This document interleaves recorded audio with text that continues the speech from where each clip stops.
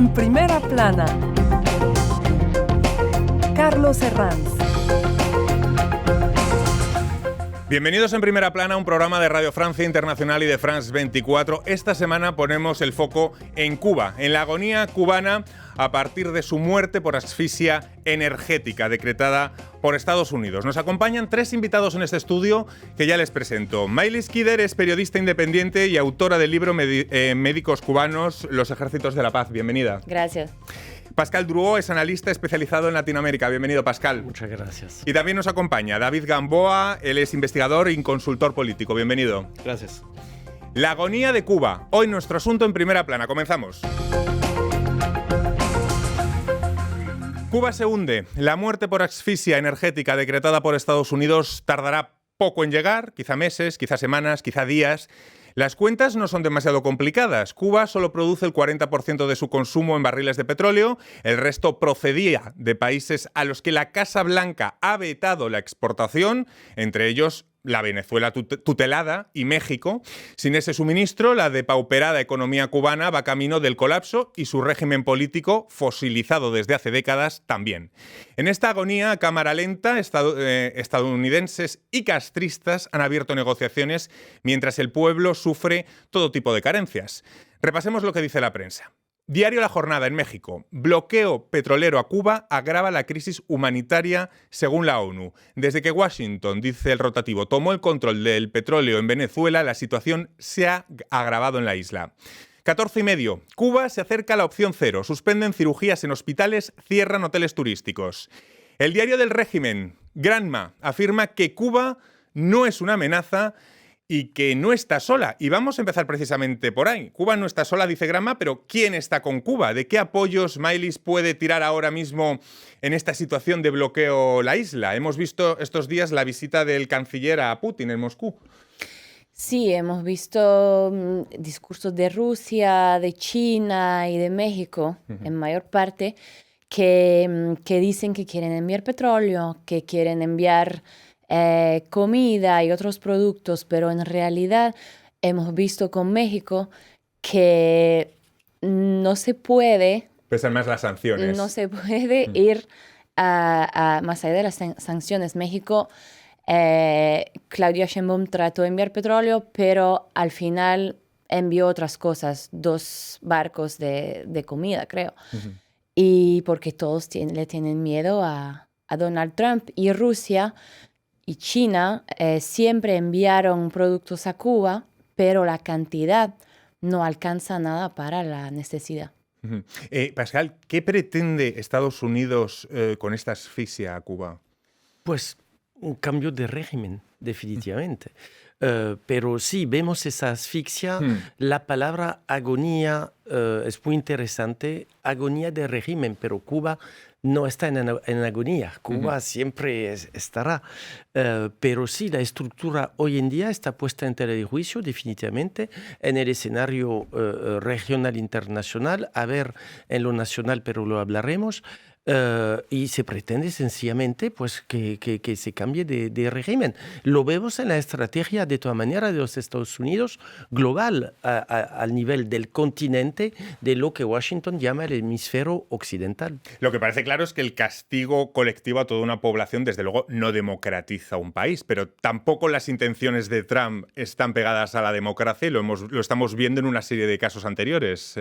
¿Cómo lo ve, David? Pues yo veo claramente cómo Estados Unidos asfixia, sin embargo, tiene mucho cuidado hasta qué punto logra tener esa presión en Cuba. Pueden haber externalidades negativas que si asfixia lo suficiente podrían recaer en Estados Unidos, por ejemplo, otra crisis migratoria, una ola de violencia, y lo cual Estados Unidos, obviamente, por medio de Marco Rubio, estamos viendo que tiene un discurso mucho más tranquilo, de cuidado, de apertura, quizás no de cambio de régimen, pero de apertura económica, que es lo que yo siento que Estados Unidos es el punto más importante que busca lograr. Vamos a hablar de esa figura, de Marco Rubio. No sé si dirían que es el cerebro de todo este plan. Dice el medio Axios que está negociando actualmente Marco Rubio con el nieto de Raúl Castro, que en la isla lo llaman el Cangrejo. Cuéntanos ese perfil que tiene el nieto de Castro. Es el sobrino nieto de Raúl y Fidel Castro. O sea, el nieto de la hermana mayor de Raúl y Fidel. Raúl Guillermo. Ajá, y a ver, no se sabe bien qué se está diciendo ni qué se está haciendo. Escuchamos muchas cosas, pero el nombre que sale es lo de ese sobrino nieto que trabajó en comercio, en inversiones extranjeras, y es uno de los nombres que son sentidos para entrar en la presidencia. Pero hay que decir que su nombre salió antes del 3 de enero. Se está hablando de él desde el mes de diciembre. Desde el mes de diciembre. Pascal, Marco Rubio, lo comentaba David, ¿podríamos decir que es el cerebro de todo este plan? ¿Que caiga el régimen sería un activo esencial para Marco Rubio, incluso para luchar por ser el sucesor de Donald Trump? Bueno, hace parte de un equipo. Primero, el que piensa es Donald Trump. Donald Trump lo tiene clarísimo con Cuba desde siempre. Esa administración norteamericana de Donald Trump II es la que mejor conoce Latinoamérica desde decenios. No solamente tenemos a Marco Rubio, que definitivamente es un elemento clave, pero Mauricio Claver, el representante especial, incluso Pam Bondi. Tenemos muchos responsables ejecutivos hoy en día que surgen de Florida, que conocen la temática cubana, obviamente desde Florida, desde el interior de Estados Unidos, pero cuando hablamos de Cuba, hablamos de política interior norteamericana. Y definitivamente lo que a mí me parece muy importante en todo lo que dijiste, Carlos, es justamente la palabra negociación. Porque estamos viendo que Cuba es específico. Cuba exige una forma de negociación. Porque si, viéndolo de manera cartesiana desde Europa, el régimen cae. Pero vemos que no es así. Vemos en la realidad que sigue un sistema que la población sigue, pero con dificultades, obviamente, pero desde cuántos años, sigue ahí diariamente. Es decir, que me parece que incluso psicológicamente, políticamente, estructuralmente, la situación es muy diferente de la que vimos, por ejemplo, hace estas últimas semanas en Venezuela. Hay una especificidad de Cuba en el debate nacional norteamericano. Voy a tomar ese hilo del que saca Pascal, la comparación con Venezuela, con lo que hemos visto en Venezuela. ¿Hasta qué punto se sostiene? Se lo voy a formular de otra forma, a ver si me entienden. ¿Quién podría jugar el rol de Delcy Rodríguez a la cubana si es que eso existe, ese escenario, o no? David. A mi parecer, esa misma pregunta es la que Marco Rubio se plantea y por eso entabla esta conexión con el nieto de Raúl Castro. Sin embargo, Cuba es un sistema más hermético. Hay que tomar en cuenta el tiempo, la longevidad. Es una revolución, es una verdadera revolución, no como lo que Chávez se planteó al inicio del año 99. Por lo cual yo siento que Cuba tiene características que la hacen, como dice Pascal, especial en comparación al régimen venezolano y el cual vive de esta resiliencia que junto a la mística de una revolución que ha sobrevivido crisis tras crisis, ha logrado mostrarnos que es totalmente resiliente a cualquier tipo de injerencia externa, de crisis energética, y lo cual hace y nos plantea hoy la pregunta de hasta qué punto Cuba puede sobrevivir. Vamos luego de nuevo al plano geopolítico, pero Maylis, que conoce muy bien, ha estado varias veces en la isla. Maylis, ahora mismo, ¿cómo viven los cubanos? ¿En qué situación se encuentran? No sé si, bueno, me imagino que turistas no quedan. ¿Cómo sobreviven sus habitantes? ¿Cómo es el día a día de un cubano? Turistas no quedan porque obviamente en esa situación uno no quiere viajar en Cuba, pero la población vive con apagones de 20 horas fuera de La Habana. Tremendo. En La Habana ahora son de 5 hasta 15 horas. A veces viven con precios muy altos porque las MIPYMES, que son las empresas privadas, sí tienen recursos y sí venden comida. En Cuba hay comida, pero la comida es muy cara y la gente con un salario de 20 o 30 euros no puede comprar mucho. El transporte es muy caro, el transporte público casi no funciona, y menos desde el 3 de enero, así que ir al trabajo es muy difícil y la gente básicamente vive de comprar y revender. Hay toda una economía paralela que se desarrolló y que es muy, muy presente y la gente vive gracias a eso. Vamos a hablar, sí, Pascal. Sí, tiene toda razón, pero esa realidad existe, la verdad, desde años. Está peor hoy en día y cuando Kider dice que los precios son muy altos, un ejemplo, la docena de huevos cuesta $5. Cuando, suponiendo que tiene un sentido lo que voy a decir, digamos el salario mínimo mensual, dijo Kider 20, yo iba a decir son de $14. Entonces, obviamente ya no estamos en un esquema razonable. Estamos en otra lógica, pero una lógica de sobrevivencia desde ya decenios, desde por lo menos la caída de la ex-URSS, donde sí se entró este sistema el sistema busquemos cómo hacer, pero concretamente sin energía no hay internet, aunque antes la internet no había mucho, salvo en los hoteles internacionales. Las carreteras afuera de La Habana, cuando uno va a Cuba, no hay carros. Cuando hay carros, hay que cambiar, yo lo hice decenas de veces, hay que cambiar las llantas, porque para hacer 100 kilómetros se está pinchando la llanta 3-4 veces. Por ejemplo, cuando hablamos de trabajo, pero ahí oficialmente vi que se estaba imponiendo el teletrabajo, pero ¿quién puede creer que haya teletrabajo en Cuba? No hay. Y David, el turismo, que es la fuente fundamental, no está. No sé si podríamos hablar de una crisis peor que el llamado periodo especial de los años 90, tras el colapso de la Unión Soviética. ¿Esta crisis la definirían como peor todavía? Yo creo que es muy interesante la coyuntura actual de la isla y es de igual manera lo que Estados Unidos analiza en este momento. Hoy en día la crisis energética, la vulnerabilidad que existe en la isla provoca una crisis totalmente estructural. Significa que se para el transporte, el agua, la refrigeración de alimentos, lo cual crea una crisis completa. Por eso es de que si comparamos al periodo especial de Cuba, hoy tenemos una combinación de factores que hacen que a nivel geopolítico exista una presión de Estados Unidos que vaya a reforzar en los últimos días, tras una fragilidad estructural interna, lo cual es una combinación de elementos, lo cual crea que sea una crisis más intensa, a mi parecer, que la del periodo especial. Vamos a seguir analizando la crisis que vive Cuba, pero va a ser a vuelta de pausa. Hasta ahora.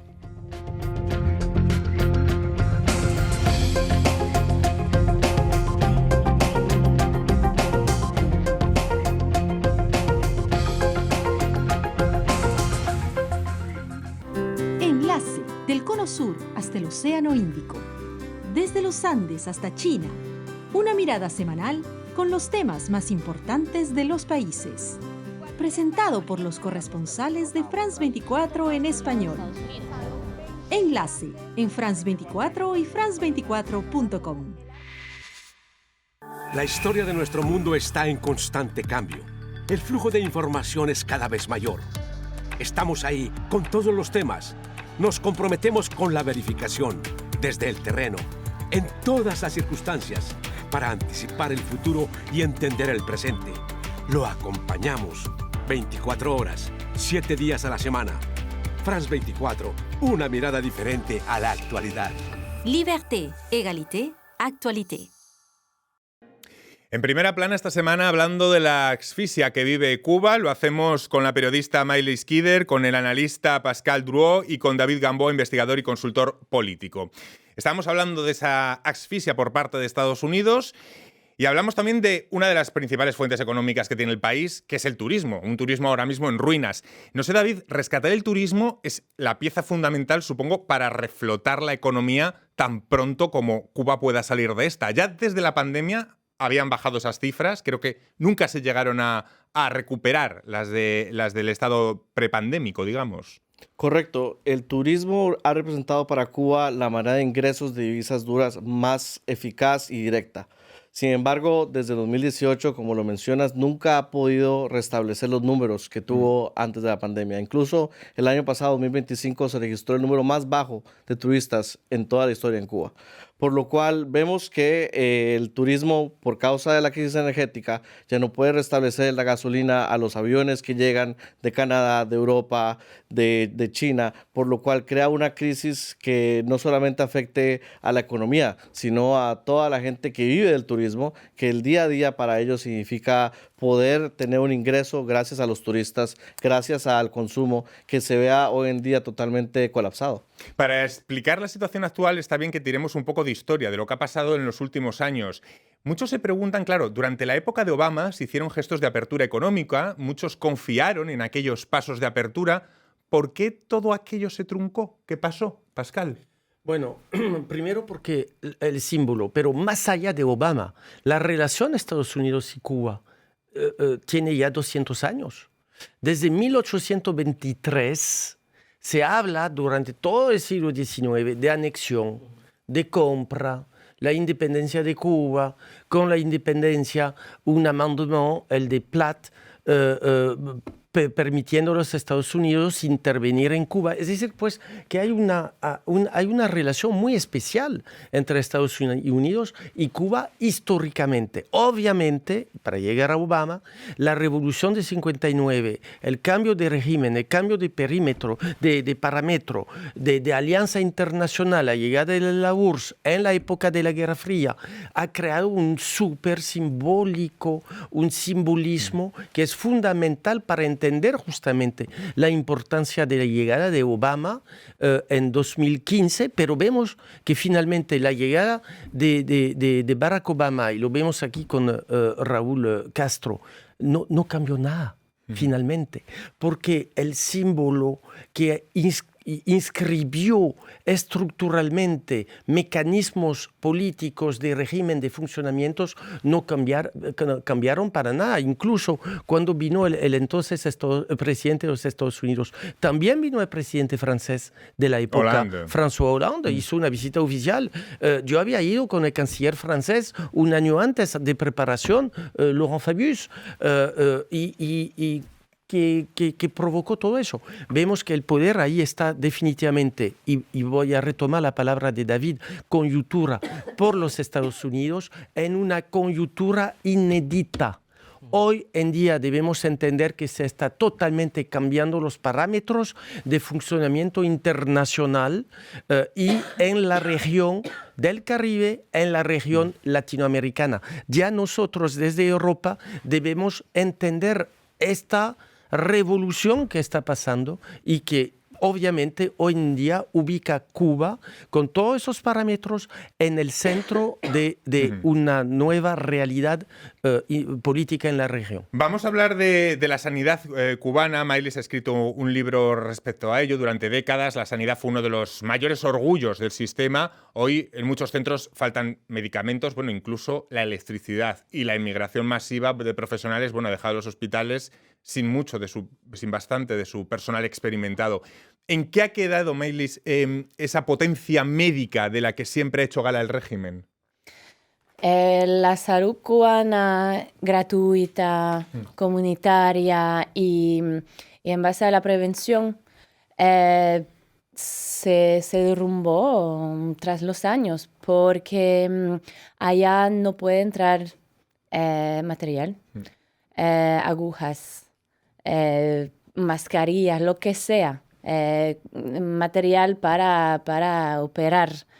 Entonces los hospitales faltan de todo, básicamente. Y además los factores de ambiente agravan esa crisis porque, por ejemplo, las basuras que se ven en La Habana están degradando la salud.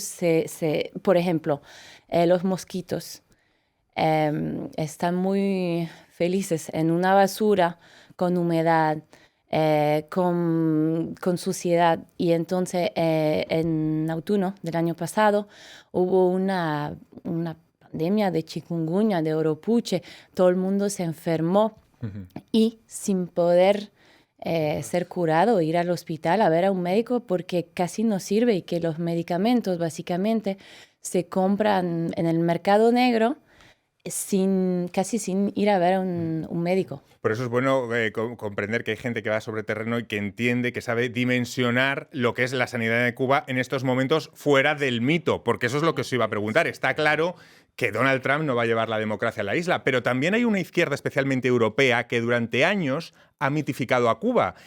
Y os pregunto, ¿haber mitificado a Cuba es lo que ha permitido que esa casta de nonagenarios aguantara pese a que el país lleve tiempo agonizando? Sí. ¿Le ha venido bien a Cuba esa mitificación? Pues en un momento dado hacía parte de la glorificación, de una proyección de éxito de Cuba, definitivamente, en los años 60, 70. Por cierto, en Europa, ese romanticismo, esa glorificación de Sartre y otros, de Beauvoir en bueno, los eso es muy años allá. 60. Más recientemente Pero también sí, la ha sabido. Sí, pero pusieron las bases. Y las bases psicológicas sobre las cuales en Europa y particularmente en Francia estamos todavía viendo, percibiendo Cuba. Y no vemos esa realidad que ha cambiado, no vemos que hay, a pesar de una gran dignidad de los cubanos, porque los cubanos son muy dignos, Sí. muy, tienen conciencia del Eso mundo. La pobreza es distinta, ¿verdad? ¿Cómo la llevan? Sí, es un pueblo muy particular, pero hoy en día hay miseria en Cuba.